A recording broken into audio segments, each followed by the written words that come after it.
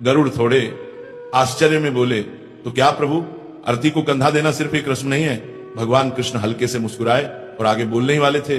भगवान श्री कृष्ण धीरे धीरे मुस्कुराए, फिर गरिमा भरी आवाज में बोले, नहीं गरुड़, कंधा देना सिर्फ लकड़ी और शरीर का बोझ उठाना नहीं है, ये एक तरह का ऊर्जा का आदान प्रदान है, ये एक अदृश्य रिश्ता है, मृत आत्मा और जीवित मनुष्यों के बीच, जो शब्दों से नहीं बल्कि भावनाओं से जुड़ता है।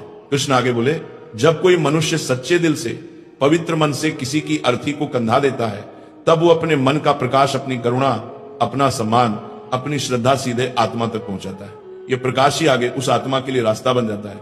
जिस तरह अंधेरी रात में दीपक राह दिखाता है, उसी तरह कंधा देने वाले लोगों का सच्चा भाव आत्मा को आगे की दिशा दिखाता है। गरुड़ आश्चर्य से बोले, प्रभु क्या सच में इतना प्रभाव होता है?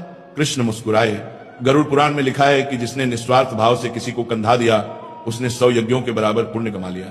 क्योंकि ये काम सिर्फ शरीर से नहीं, दिल से होता है। ये किसी को विदाई नहीं, बल्कि उसके अगले जन्म की ओर एक उजाला देने जैसा है। कुछ देर तक वातावरण शांत रहा। गरुड़ गहरी सोच में डूब गए।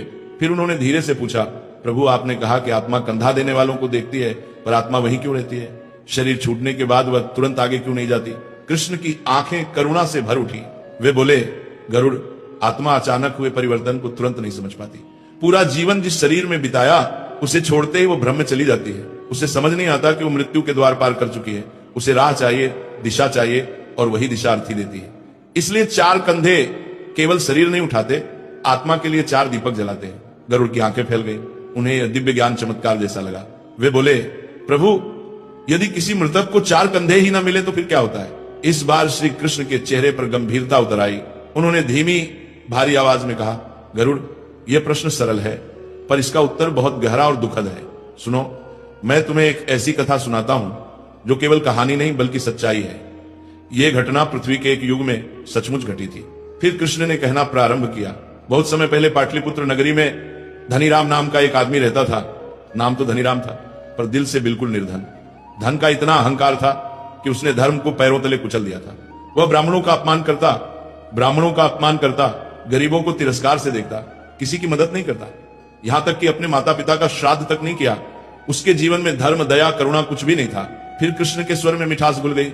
लेकिन उसकी पत्नी रूपवती बिल्कुल विपरीत स्वभाव की थी। सुंदर नाम, सुंदर हृदय, वह दयालु, विनम्र और धर्मपरायण थी।